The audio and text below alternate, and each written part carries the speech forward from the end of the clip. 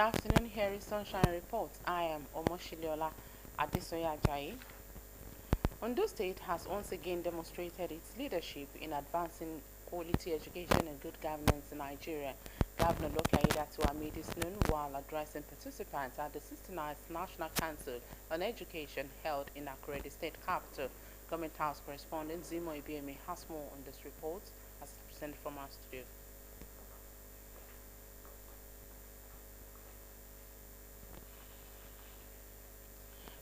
We hope to give you details of the reports in our subsequent bulletin. The present administration in Ondo State has been commended for its strides in the education sector. The Minister of Education, Dr. Tunji Alausa, gave the remarks during a visit to Governor Loki Aiyedatiwa at the Government House in Akure. The Education Minister, who is in the state for the 69th National Council on Education meeting, said Ondo State has maintained its leading roles in education development across all levels. Governor Aiyedatiwa stated his determination to sustain and improve efforts that impact the sector positively. Government House correspondent Wahab Bankole has details.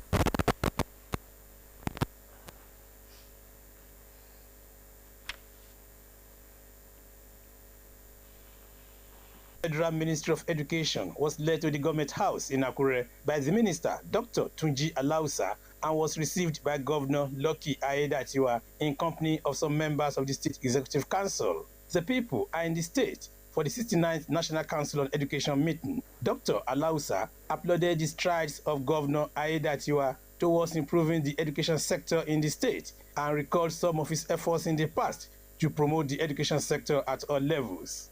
The minister, who appreciated the state for hosting the National Council meeting, said decisions on education agenda are taken at the meeting.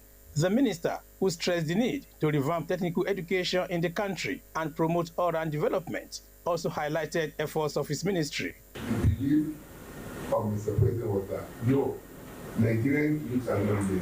It's not that they don't want to do technical education. It's that government is not giving them the opportunity. And as we know that achievement initiative, that's exactly what Mr. President said over 16 months ago, it's what's playing out. We know that the Tibet initiative where we're training youth, 6 months, practical based at the state training centers, vocational enterprise institutes, and federal technical colleges. We opened the portal within 10 days, 1.3 million youths. We have to close the portal. We verified now there's 6,000 of them. Full verification to cross-check the BVN with their NI. So we have next 6,000 people that we're going to train, and I'm happy to report to you the first cohort, up to 50,000 of them have started their training. According to him, training of teachers is paramount to the ministry for effective and efficient service delivery. Governor Aiyedatiwa, while welcoming the team, commended the minister for advancing the education sector. The case you mentioned, about the school here in Akure, one school in Akure, he was even abroad, if I could recall. Yes. And I got a call on my phone. That means even anywhere you are, that is efficiency, that is dedication, that is, having your eye in whatever you're doing and the institution you are leading. From there, the call just comes in, there's a case happening in one of the secondary schools in your state, and please, Mr. I want you to take. And I just said, I'm aware already, and we are taking action. And I just sent a message back to you, this is something what we have done. And that was it. That is collaboration by excellence. Aiyedatiwa described education as the bedrock of the economy and existence. Biggest economy in the world, in Canada, America, it's sitting on knowledge economy. And we talk about knowledge economy, sitting on the tripod, education, information technology, and skill, high skill, that's it. Those are the three things that is driving knowledge economy, and that is what we are bringing to bear here. I like the other one you mentioned about data, that's exactly now, because leaders take decisions based on information that's at their disposal. And it's the data you gather that you process that become information. That is what you take decisions. So it's very, very important. The 69th National Council on Education is holding at the International Culture and Event Center, the Dome, in Akure. Wahab Bankole, Osrc News. The formalization of a $50 billion investment agreement by the Ondo State government with an international consortium under the Sunshine Infrastructure Joint Venture (JV) is a bold step to position the state as a major industrial hub in Nigeria. The bid involves global partners under the Sunshine Infrastructure Joint Venture. The venture, who had secured over $50 billion for the development of a 500,000 barrels per day refinery and a 1,471 hectare sunshine free trade zone in Elijah local government area of Ondo State. Government House correspondent Wahab Bankole again has details. The $50 billion investment facilitated by Sunshine Infrastructure Joint Venture is a testament to the commitment of the present administration under the leadership of Governor Lucky Aiyedatiwa to position the state as the hub of industrial growth and development in Nigeria. The funding followed the successful execution of the Memorandum of Understanding between the joint venture and the state government through the State Investment Promotion Agency, ONDIPA. The managing director of Sunshine Infrastructure Joint Venture, Mr. Henry Owonka, explained that the project's initial $30 billion valuation was reviewed to $50 billion following an expansion to cover broader infrastructure and community-driven programs. He revealed that the investors will introduce social programs focusing on healthcare, youth empowerment, and skills acquisition to ensure inclusive growth. To move things forward, Backbone has now become Sunshine Joint Venture Company Limited with our partners to ensure that we move this project to the next phase and try to expedite things. And this includes funding of this whole project that we put together, which we believe will help Ondo State move the state to where it needs to be. So we brought in our partners. They're also very keen. They're happy to be here. They want to be able to see, what we're talking about. We're more than happy to move things forward. We're expediting things. We know the piece of work we're going to start first, straight away on site. We want our people to start benefiting. We want to create opportunity, create jobs. We're looking at training programs already that we're discussing. A representative of one of the partners in the consortium said the group had already begun preparations before arriving in the state and explained that beyond the oil refinery and free trade zone, the investment will drive industrial, agricultural, aviation, and healthcare development. Governor Aiyedatiwa described the partnership as a strategic step towards sustainable industrialization and long-term economic stability. He assured the investors of his administration's commitment to transparency, a conducive business climate, and full protection of their investments. I want to thank you for the choice of Ondo State to invest this huge amount of money, this investment. It's going to turn the state around, not just the state, even Nigeria as a whole, because 50 billion coming to the economy is huge money. It's going to stimulate the economy. Yes, it's not going to come in as one single move, but as it's coming in, it will be stimulating the economy. A lot of activities will be going on, and then commerce, trade, and movement of people. Because the moment the final deal is sealed and you are hitting the ground, or people breaking the ground, the news will go everywhere. People are talking about hotel already. So before that, they never thought it would happen. But by the visit of today and the news that will still go out from here, they will know that this is a serious business. And the people behind it, they are serious people and they mean business. The chairman, His Excellency, former Senate President Ken Lamar, we were together last night. He has to come himself to further, confirm the move. So, and I believe now that you have been to the site and the team now working together, by the time you get back to your situation room, if you like, you'll be able to firm up every other thing. So we are waiting for it to hit the ground running. Governor Aiyedatiwa noted that his government has been deliberate in implementing policies that promote ease of doing business, adding that the project will stimulate productivity and economic growth across multiple sectors. Wahab Bankole, Osrc News. Mixed reactions have continued to trail the federal government's introduction of a 15% import tariff on petrol and diesel, while the government insists the move is necessary to boost local refinery and strengthen the economy. Many Nigerians are worried about potential rise in fuel prices and the cost of living. Blessing Obe reports.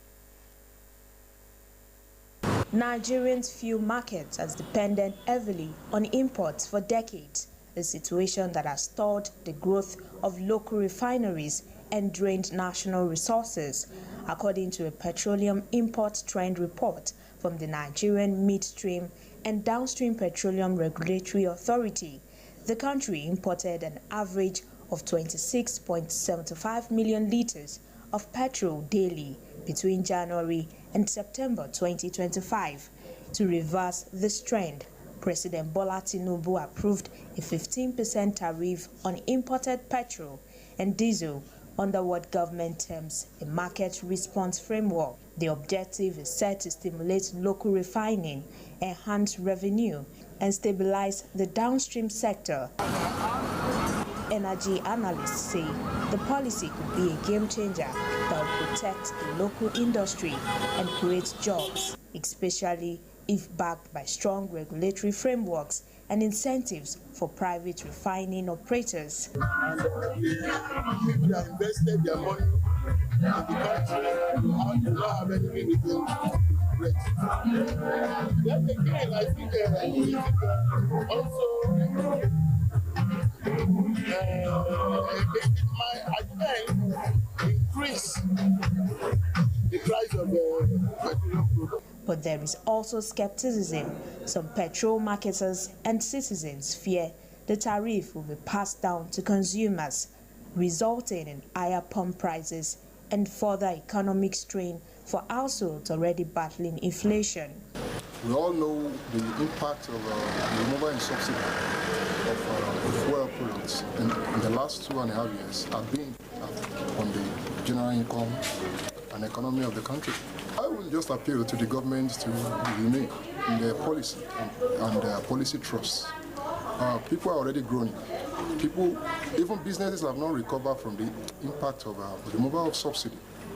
And bringing this at this time will further put more pressure on the disposable income of common people and even for businesses. The problem that we are going to have is how the government able to relate with the society, the community, how we are going to be a beneficiary of all that.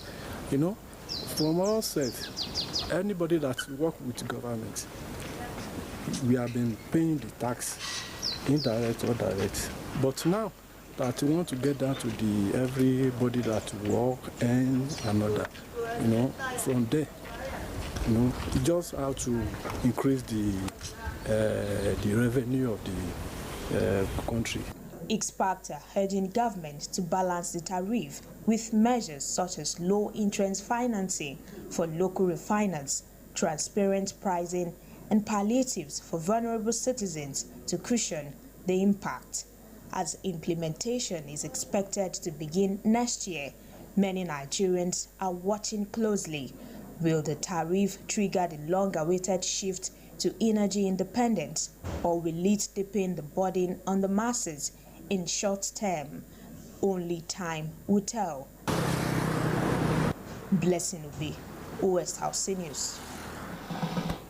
The killing of 3 farmers in Ala Ibatoro, Akure North Local Government Area of Ondo State, has continued to send shockwaves through the community. But in a swift response, the Ondo State Security Network Agency, Amotekun, has apprehended suspects believed to be connected to the crime, including one in military camouflage and another accused of aiding kidnappers. Joy Pius reports. The brutal murder of 3 farmers in Ala Igbatoro left residents with fear and uncertainty. But days after the incident, the Amotekun Corps said it has made a breakthrough in unraveling the killer's network. One of the key suspects paraded is a man found in military camouflage near the scene of the crime. Another, identified as Promise Etok, is alleged to have acted as a spy, feeding information to kidnappers operating in the area. We were able to arrest a spy whose main assignment is to notify the kidnappers once Amotekun men are coming, knowing fully well that after such dastardly acts, Amotekun will move in. But we arrested him. We equally have somebody arrested in the vicinity in a military camouflage. This will be handed over to the military to find out how it comes about the military camouflage. Amotekun Commander Adetunji Adeleye says the arrests are part of a coordinated operation to restore peace in the troubled community. He also disclosed the dismantling of a criminal syndicate accused of stealing and vandalizing government property. Recovered items include tricycles, gas cutting tools, and damaged public infrastructure. We were able to arrest a syndicate that had consistently been vandalizing state government machineries. You can see some of the caterpillar parts, caterpillar engines, tires, and so on. In addition, 22 illegal migrants from Benin Republic and Togo were detained for failing to provide valid documents. Adeleye confirmed that they will be handed over to the Nigeria Immigration Service for processing. He assured the people of Ondo State of the Corps' renewed commitment to making every community safe, saying there will be no hiding place for criminals, regardless of origin.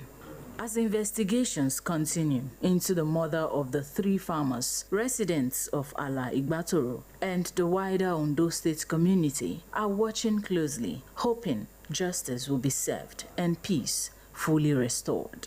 Joy Pius, OSRC News. And that's our report. Thank you so much for watching. Good afternoon.